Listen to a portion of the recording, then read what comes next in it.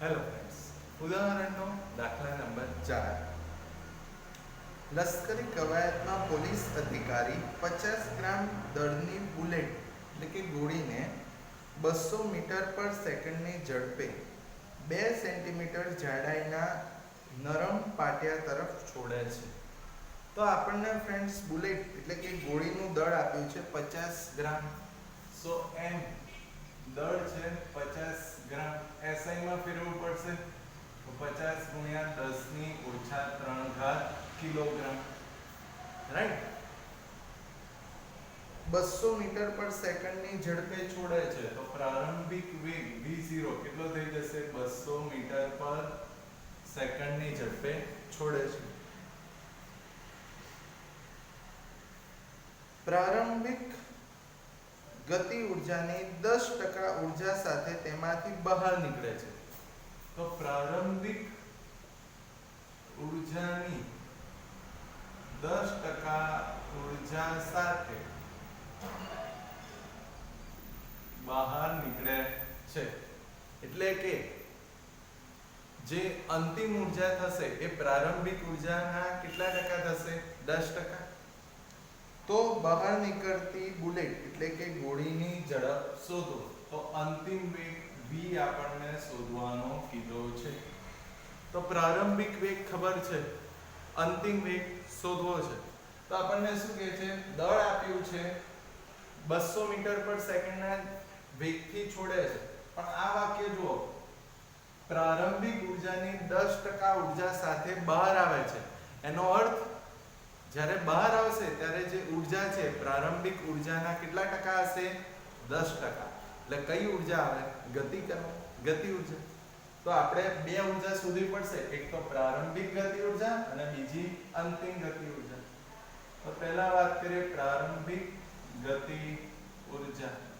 તો પ્રારંભિક ગતિ ઉર્જા શું થશે? 1/2 mv0². સો 1/2 m એટલે કેટલા? 50 ગુણ્યા 10 ની ઓછા 3 ઘાત અને v0² એટલે 200 નો વર્ગ. તો તમે જ્યારે આ સોલ્વ કરશો ફ્રેન્ડ્સ, તમને મળશે પ્રારંભિક સ્થિતિમાં ગતિ ઉર્જા કેટલી? 1000 જૂલ. તો પ્રારંભિક સ્થિતિમાં ગતિ ઉર્જા કેટલી? 1000 જૂલ. હવે અંતિમ વેગ શોધવો છે એટલે અંતિમ સ્થિતિમાં ગતિ ઉર્જા. તો અંતિમ ગતિ ઉર્જા બરાબર કેટલી થશે? તો પ્રારંભિક ઉર્જાના 10% ઉર્જા સાથે બહાર આવે છે. તો અંતિમ ગતિ ઉર્જા બરાબર શું થશે? તો પ્રારંભિક ગતિ ઉર્જાના કેટલા ટકા? 10%. તો પ્રારંભિક ગતિ ઉર્જા કેટલી? 1000 ના 10% એટલે 10/100. તો આ બે 0 કેન્સલ. તો આપણને અંતિમ ગતિ ઉર્જા કેટલી મળશે ફ્રેન્ડ્સ? તો અંતિમ ગતિ ઉર્જા બરાબર 100 જૂલ. રાઈટ.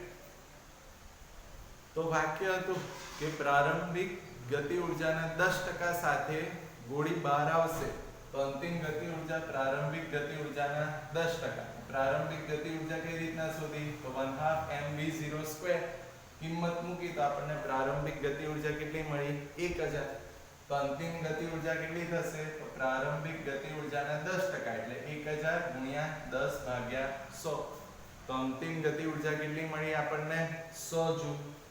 અંતિમ વેગ શોધવો છે તો અંતિમ ગતિ ઉર્જા 1/2 mv² બરાબર કેટલી? 100. તો અંતિમ વેગને સૂત્ર કરતા બનાવો તો v² બરાબર શું થશે? 2 ગુણ્યા 100 ભાગ્યા m. માટે v² બરાબર 2 ગુણ્યા 100 ભાગ્યા m એટલે કેટલા? તો 50 ગુણ્યા 10 ની ઓછા 3 ઘાત. રાઈટ. તો જ્યારે તમે આ સોલ્વ કરશો ત્યારે તમને વેગ v મળશે ફ્રેન્ડ્સ 63.2 મીટર પર સેકન્ડ. રાઈટ.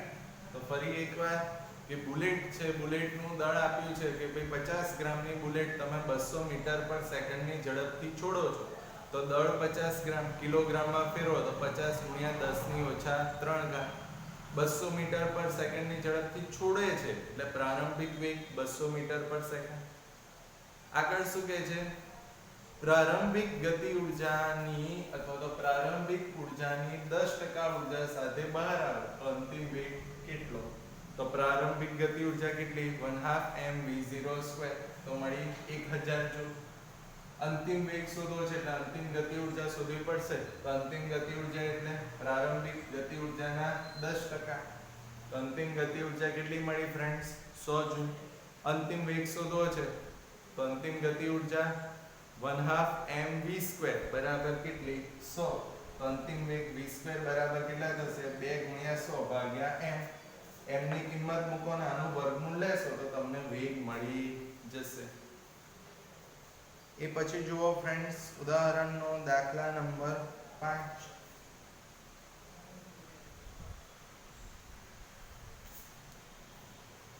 રેલવે પ્લેટફોર્મની ખરબચડી સપાટી પર એક બેન પતરાની પેટી ઘસેડે છે.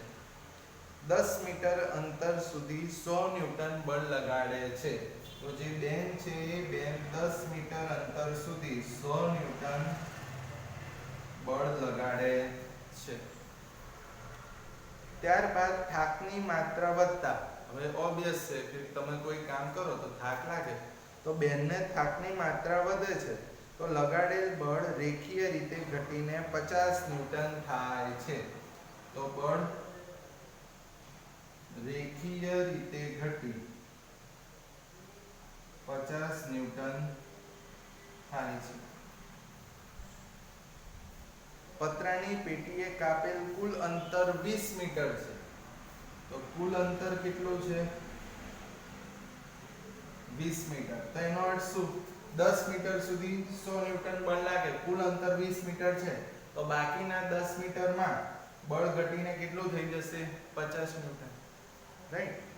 તો બેને લગાડેલ બળ અને 50 ન્યૂટન જેટલા ઘર્ષણ બળ સ્થાનાંતરનો આલેખ દોરો. તો આપણે આલેખ દોરવાનો છે પણ ઘર્ષણ બળ કેટલું છે? તો F બરાબર છે ઘર્ષણ બળ 50 ન્યૂટન અને બંને બળ વડે 20 મીટર સુધીમાં થયેલું કાર્ય શોધો. એટલે કાર્ય એટલે શું શોધવાનું ફ્રેન્ડ્સ? W. રાઈટ. તો આપણને બળ અને સ્થાનાંતરનો આલેખ દોરવાનો કીધો છે અને આગળ આપણને એવું કીધું છે કે બંને બળ જે છે બંને બળ વડે થતું કાર્ય શોધો. તો શોધીએ. પહેલા તો આપણે બળ વિરુદ્ધ સ્થાનાંતરનો આલેખ દોરવો છે. તો પહેલા તો આલેખની વાત કરીએ. બળ વિરુદ્ધ સ્થાનાંતરનો આલેખ. તો આ સ્થાનાંતર છે d અને અહીંયા લઈ લઈએ બળ F. રાઈટ. હવે જુઓ કેટલું બળ લગાડે છે? તો 10 મીટર સુધી 100 ન્યૂટનનું બળ લાગે છે અને કુલ કેટલું અંતર કાપે છે? 20 મીટર. તો આપણે અંતર આવી રીતના રાખીએ. અહીંયા આગળ 10 અંતર શેમાં છે? મીટરમાં. આ 10 અને અહીંયા આગળ 20. બળ શેમાં ફ્રેન્ડ્સ હોય? ન્યૂટનમાં. રાઈટ. ચલો. તો 10 મીટર સુધી 100 ન્યૂટનનું બળ લાગે છે. તો અહીંયા આગળ આપણે રાખીએ 50 ન્યૂટન અને અહીંયા આગળ 100 ન્યૂટન. તો 10 મીટર સુધી 100 ન્યૂટનનું બળ લાગે તો 10 મીટર સુધી 100 ન્યૂટનનું બળ તો એ તો અચળ બળ હશે. આટલું કામ થઈ ગયું કે 10 મીટર સુધી 100 ન્યૂટનનું બળ લાગે. હવે શું કહે છે? બળ રેખીય રીતે ઘટી 50 ન્યૂટન થાય છે. કુલ અંતર કેટલું? 20 મીટર. તો 10 મીટર તો કપાઈ ગયું. હવે બાકીના 10 મીટરમાં બળ 100 માંથી કેટલું થાય છે? 50. તો 50 ને ખેંચી લઈએ આગળ. તો ડોટેડ લાઈન થી લઈએ. ઓકે. અહીં તો 100 માંથી રેખીય રીતે ઘટીને કેટલું થઈ જશે? 50. તો આલેખ થઈ ગયો. તો આ કયું થયું? બેને લગાડેલું બળ. કારણ કે 10 મીટર સુધી 100 ન્યૂટનનું બળ છે અને પછીની 10 મીટરમાં બળ ઘટીને કેટલું થઈ જશે? 100 માંથી 50 રેખીય રીતે ઘટે છે. હવે ઘર્ષણ બળ છે 50 ન્યૂટન. હવે ઘર્ષણ બળ ક્યાં હોય? ગતિની વિરુદ્ધ દિશામાં. તો 50 ન્યૂટન બળ કેવું હશે? માઈનસ. તો નીચેની તરફ આપણે શું દર્શાવી દઈશું? 50 ન્યૂટન બળ. પણ નીચેની તરફ હોય એટલે ઓબ્વિયસ છે માઈનસ. તો ઘર્ષણ બળ માટેનો આલેખ, તો ઘર્ષણ બળ તો કદી બદલાય નહીં, એનું એ જ 20 મીટર સુધી. તો આપણે શેની વાત કરી દીધી? બળ વિરુદ્ધ સ્થાનાંતરનો આલેખ દોર્યો. તો એક કામ પૂરું કર્યું કે બળ વિરુદ્ધ સ્થાનાંતરનો આલેખ દોરો. તો આપણે આલેખ દોરી દીધો. હવે આપણને શું કહે છે કે બેન વડે થતું કાર્ય અને ઘર્ષણ બળ વડે થતું કાર્ય શોધો. તો આપણે પહેલા વાત કરીએ બહેન વડે થતું કાર્ય. તો બેન વડે થતું કાર્ય શોધવું હોય તો બળ વિરુદ્ધ સ્થાનાંતરનો આલેખ હોય તો કાર્ય એટલે શું? તો બળ અને સ્થાનાંતરે જેટલા ક્ષેત્રફળનો ઘેરાવો કર્યો હોય એ કાર્ય બરાબર થાય. રાઈટ? એ તો આપણને ખબર છે. તો અહીંયા આગળ નામ આપી દઈએ. આને કહી દઈએ બિંદુ O.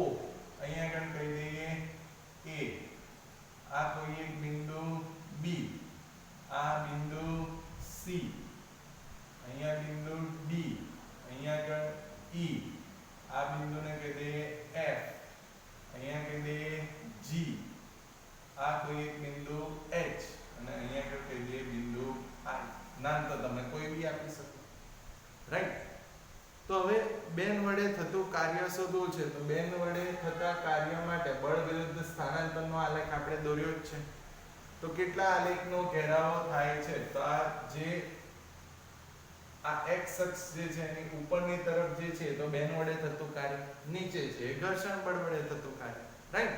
કે ઘર્ષણ બળ વડે કાર્ય ક્યાં હોય? વિરુદ્ધ દિશામાં, માઈનસ. તો બેન વડે થતું કાર્યમાં કેટલું ક્ષેત્રફળ આવશે? તો O A B D E આ આખું ક્ષેત્રફળ થઈ જશે. તો બેન વડે થતું કાર્ય બરાબર શું થશે? તો O A B D E B D E નું ક્ષેત્રફળ. તો જો અહીંયા આગળ શું બને છે? તો આ જો O A B C, તો આ તો ચોરસ આવી ગયું. રાઈટ? તો માટે W બરાબર આના ભાગ પાડીએ. O A B D E નું જે આ ક્ષેત્રફળ છે એમાંથી આ O A B C, તો આ O A B C તો શું છે? ચોરસ. તો W બરાબર ચોરસ O A B C નું ક્ષેત્રફળ. તો આટલો ભાગ તો થઈ ગયો O A B C. આટલો ભાગ પૂરો. વધારાનો કયો ભાગ રહ્યો? તો B D E C.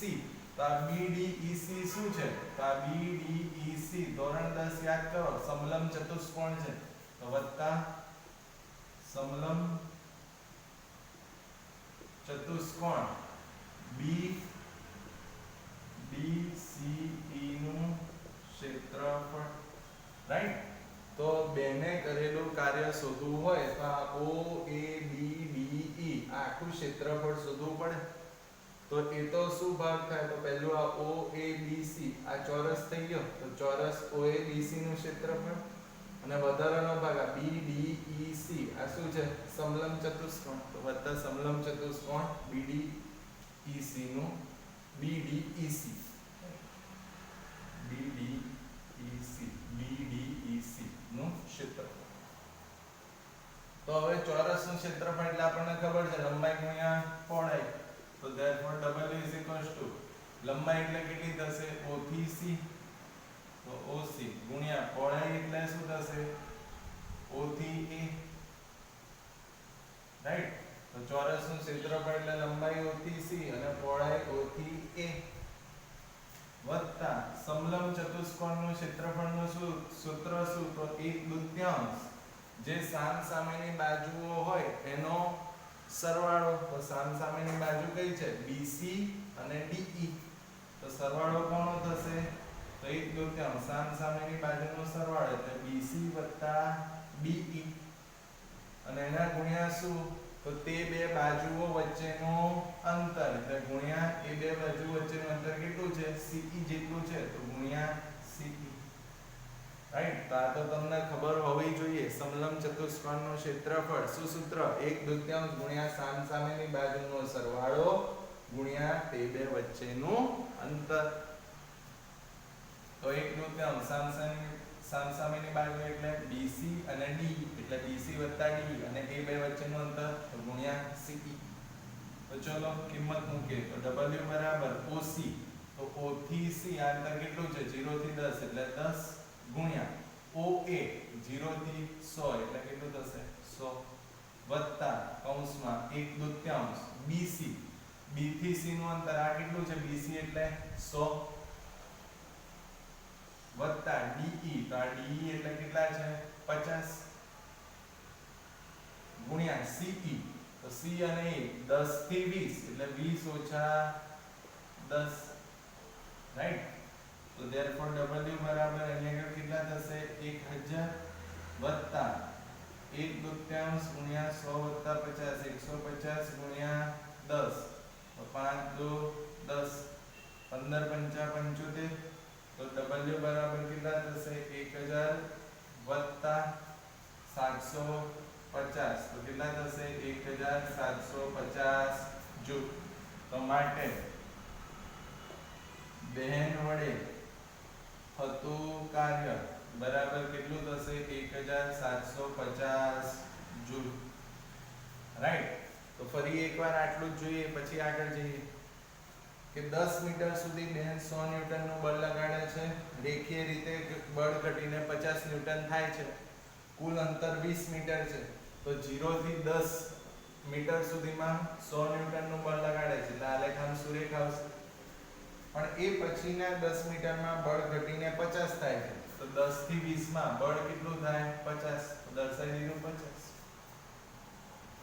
ઘર્ષણ બળ 50 ન્યૂટન દરેક જગ્યાએ હોય તો -50 વિરુદ્ધ દિશામાં હોય તો એ દર્શાવી દીધું તો બેન વડે થતું કાર્ય શોધવું છે તો કાર્ય એટલે શું તો બળ અને સ્થાનાંતરના આલેખે જેટલા ક્ષેત્રફળનો ઘેરાવો કર્યો હોય એ કાર્ય તો કેટલું ક્ષેત્રફળ થાય છે OA BDE આખું ક્ષેત્રફળ તો એના ભાગ પાડો તો OABC તો આ તો ચોરસ થઈ ગયું OABC વત્તા બીજું શું ભાગ રહ્યો BDEC તો આ તો સમલંબ ચતુષ્કોણ થઈ ગયો તો ચોરસ OABC નું ક્ષેત્રફળ વત્તા સમલંબ ચતુષ્કોણ BDEC નું ક્ષેત્રફળ ચોરસ નું ક્ષેત્રફળ એટલે લંબાઈ ગુણ્યા પહોળાઈ લંબાઈ કેટલી OC અને પહોળાઈ OA તો OC ગુણ્યા OA વત્તા સમલંબ માટેનું સૂત્ર 1/2 ગુણ્યા સામસામેની બાજુનો સરવાળો એટલે BC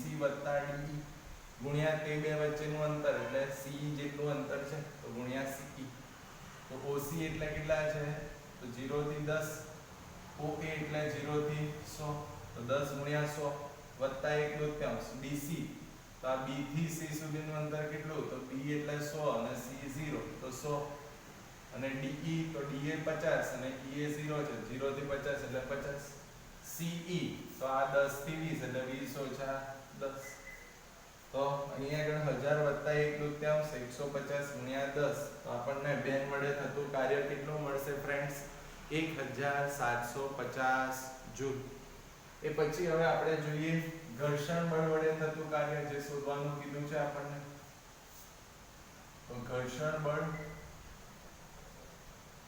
વડે થતું કાર્ય તો W બરાબર ઘર્ષણ બળ વડે થતું કાર્ય જોવું હોય તો ઘર્ષણ બળ વડે કેટલા ક્ષેત્રફળનો ઘેરાવો થાય છે તો જુઓ અહીંયા આગળ નીચેના ભાગમાં કયું ક્ષેત્રફળ છે OHGE તો આ OHGE આ તો લંબચોરસ છે તો W બરાબર શું થશે તો લંબચોરસ OHGE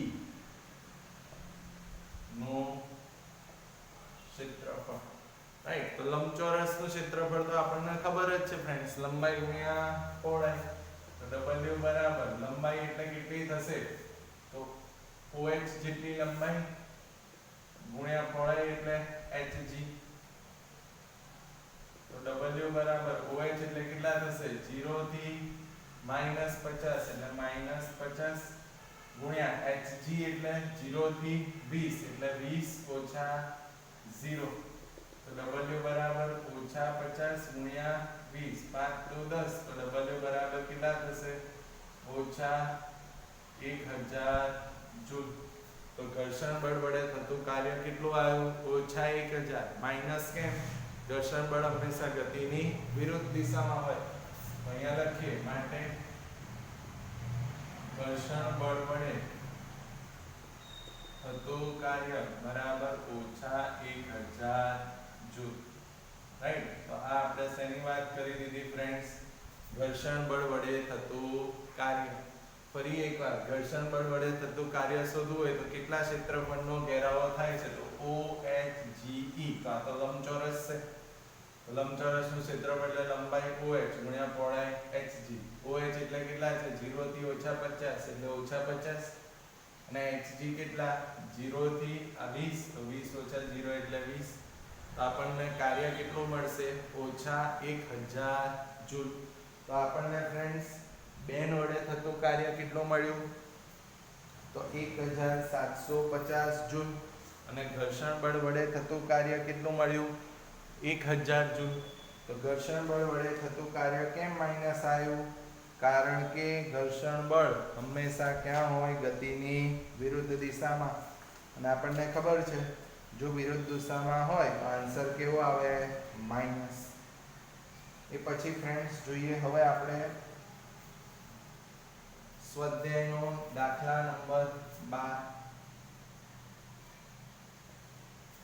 જો કોસ્મિક કિરણોના પ્રયોગમાં ઇલેક્ટ્રોન અને પ્રોટોનની હાજરી જોવા મળે છે, જેમાં ઇલેક્ટ્રોનની ગતિ ઉર્જા 10 keV એટલે કે કિલો ઇલેક્ટ્રોન વોલ્ટ. તો ગતિ ઉર્જાને આપણે દર્શાવીએ છીએ કેપિટલ K.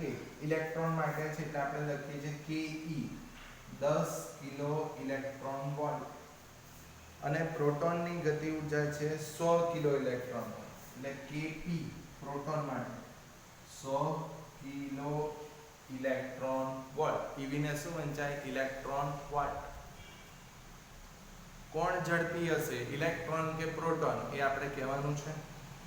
બંનેની ઝડપનો ગુણોત્તર મેળવવાનો છે. એટલે ઇલેક્ટ્રોન અને પ્રોટોનની ઝડપનો ગુણોત્તર શોધવો છે. તો ઇલેક્ટ્રોનની ઝડપ એટલે VE અને પ્રોટોનની ઝડપ એટલે VP. એટલે શું શોધવાનું? VE ભાગ્યા VP. ઇલેક્ટ્રોનનું દળ આપ્યું છે આપણને, તો ઇલેક્ટ્રોનનું દળ એટલે ME. દળ એટલે m, ઇલેક્ટ્રોન માટે છે એટલે ME, માસ ઓફ ઇલેક્ટ્રોન. 9.11 ગુણ્યા 10⁻31 કિલોગ્રામ. પ્રોટોનનું દળ આપ્યું છે એટલે MP, માસ ઓફ પ્રોટોન 1.67 ગુણ્યા 10⁻27 કિલોગ્રામ. અને 1 ઇલેક્ટ્રોન વોલ્ટની કિંમત આપણને આપી છે 1 eV, 1.6 ગુણ્યા 10⁻19 જૂલ. રાઈટ, તો આ ડેટા આપણને આપેલો છે. તો આપણને ઇલેક્ટ્રોનની ગતિ ઉર્જા આપી છે, પ્રોટોનની ગતિ ઉર્જા આપી છે. ઇલેક્ટ્રોન અને પ્રોટોનમાં કોણ ઝડપી છે એ શોધવું છે. ને ક્યારે મળશે? જો ઇલેક્ટ્રોન અને પ્રોટોનની ઝડપનો ગુણોત્તર શોધીએ તેના પરથી કહી શકીએ કોણ ઝડપી છે. હવે આ જે વસ્તુ છે ઇલેક્ટ્રોનનું દળ, પ્રોટોનનું દળ અને 1 ઇલેક્ટ્રોન વોલ્ટની કિંમત, આ તમને એક્ઝામમાં આપે પણ ખરા અને ના પણ આપે. તમારે કિંમતો યાદ રાખવાની કે માસ ઓફ ઇલેક્ટ્રોન કેટલું? તો 9.11 ગુણ્યા 10⁻31. માસ ઓફ પ્રોટોન, પ્રોટોનનું દળ 1.67 ગુણ્યા 10⁻27 કિલોગ્રામ. અને 1 ઇલેક્ટ્રોન વોલ્ટ એટલે કેટલા જૂલ? તો 1.6 ગુણ્યા 10⁻19 જૂલ. ME, MP અને 1 ઇલેક્ટ્રોન વોલ્ટની કિંમત જૂલમાં આ તમને એક્ઝામમાં આપશે નહીં. તમારે આની કિંમતો યાદ રાખવાની રહેશે. ઓકે ફ્રેન્ડ્સ, તો જુઓ ઇલેક્ટ્રોન અને પ્રોટોનની ઝડપનો ગુણોત્તર શોધવો છે, ગતિ ઉર્જા આપી છે. તો ઇઝીલી આપણે ગતિ ઉર્જાનો ગુણોત્તર લઈ લઈએ. તો હું ગુણોત્તર લઉં છું KE/KP, ઇલેક્ટ્રોનની ગતિ ઉર્જા છેદમાં પ્રોટોનની ગતિ ઉર્જા. હવે ગતિ ઉર્જાનું સૂત્ર આપણને ખબર છે 1/2 mv². તો KE ઇલેક્ટ્રોનની ગતિ ઉર્જા કેટલી થશે? તો 1/2 meV². અપોન પ્રોટોનની ગતિ ઉર્જા એટલે 1/2 mp, પ્રોટોનનું દળ Vp². રાઈટ, તો સૂત્ર જે 1/2 mv² છે એ આપણે ઇલેક્ટ્રોન અને પ્રોટોન માટે લખવાનું. રાઈટ, તો ઇલેક્ટ્રોનની ગતિ ઉર્જા અને પ્રોટોનની ગતિ ઉર્જા ખબર છે એટલે આપણે ગુણોત્તર લઈએ ke ભાગ્યા kp. તો ke એટલે કેટલા 1/2 mv² પરથી ઇલેક્ટ્રોન માટે 1/2 mev² અને kp પ્રોટોન માટે શું થશે 1/2 mpvp². તો અહીંયા જુઓ ફ્રેન્ડ્સ 1/2 કેન્સલ થઈ જશે. તો 1/2 કેન્સલ થઈ જાય તો આપણી પાસે શું રહેશે તો ke ભાગ્યા kp બરાબર mevE² upon mpvp². રાઈટ. તો આપણે ઇલેક્ટ્રોન અને પ્રોટોનની ઝડપનો ગુણોત્તર શોધવો છે. તો ve² upon vp² ને સૂત્ર કરતા બનાવો તો આ mp ઉપર જશે અને me નીચે. તો શું થશે ke into mp upon kp into me. Right. શું થયું તો v² upon vp² ને સૂત્ર કરતા બનાવો તો mp ke જો ગુણાઈ જશે તો ke into mp અને me છેદમાં તો kp into m. તો હવે કિંમત મૂકો તો ve upon vp બરાબર શું થશે વર્ગમૂળમાં ke into mp ભાગ્યા kp upon kp into m. તો ve upon vp લખવું હોય તો વર્ગમૂળ થઈ જશે જમણી બાજુ તો વર્ગમૂળમાં ke into mp ભાગ્યા kp into m. હવે જો ke એટલે ઇલેક્ટ્રોનની ગતિ ઉર્જા ખબર જ છે, kp એટલે પ્રોટોનની ગતિ ઉર્જા ખબર જ છે 100. એટલે ke કેટલા થશે 10, kp કેટલા થશે 100, mp 1.67 ગુણ્યા 10 ની ઓછા 27, me 9.11 ગુણ્યા 10 ની ઓછા 31. તો તમારે ફ્રેન્ડ શું કરવાનું તો ke kp mp અને me ની કિંમત તમે મૂકો અને પછી તમે એનું વર્ગમૂળ લેશો ફ્રેન્ડ્સ તો તમને ગુણોત્તર મળશે ve upon vp બરાબર તમને મળશે 13.5. રાઈટ. એટલે ઇલેક્ટ્રોન અને પ્રોટોનની ઝડપનો ગુણોત્તર કેટલો મળશે 13.5. એનો અર્થ શું થયો ve બરાબર 13.5 into vp થઈ જશે. એટલે શું વંચાય કે ઇલેક્ટ્રોનની ઝડપ એ પ્રોટોનની ઝડપ કરતા કેટલા ગણી થશે 13.5 ગણી. તો ઇલેક્ટ્રોન અને પ્રોટોનમાં કોની ઝડપ વધારે તો ઇલેક્ટ્રોનની ઝડપ વધારે.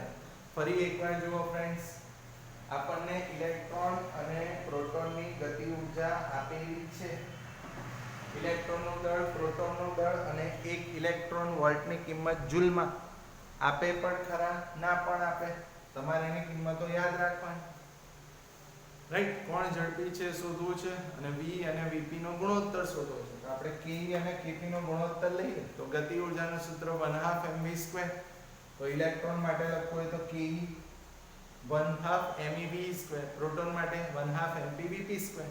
તો ગુણોત્તર લઈએ તો ke upon kp 1/2 mev² upon 1/2 mpvp².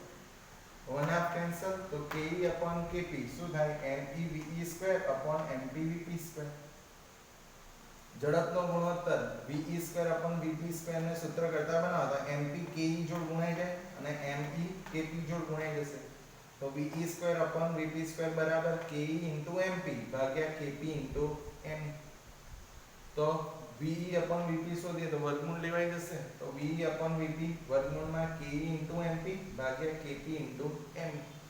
ke ઇલેક્ટ્રોનની ગતિ ઉર્જા ખબર છે, mp પ્રોટોનનું દળ ખબર છે, kp પ્રોટોનની ગતિ ઉર્જા ખબર છે, me ઇલેક્ટ્રોનનું દળ ખબર છે. તો તમારે ફ્રેન્ડ્સ ke mp kp અને me ની કિંમત મૂકો, ગુણાકાર કરશો અને એનું વર્ગમૂળ લેશો તો તમને ઝડપ કેટલી મળશે ve upon vp 13.5. એનો અર્થ શું થયો vp ને સામે લઈ જાઓ તો ve બરાબર 13.5 vp. એટલે v બરાબર 13.5 vp આવ્યો. એનો અર્થ શું ઇલેક્ટ્રોનની ઝડપ પ્રોટોનની ઝડપ કરતા કેટલા ગણી છે 13.5 ગણી છે. એટલે આપણે શું કહી શકીએ ઇલેક્ટ્રોનની ઝડપ પ્રોટોન કરતા વધારે છે. રાઈટ. તો ફ્રેન્ડ્સ આજે આપણે શેની વાત કરી દીધી ઉદાહરણ નંબર 4, 5 અને સ્વાધ્યાયનો દાખલા number 12. Okay friends, thank you.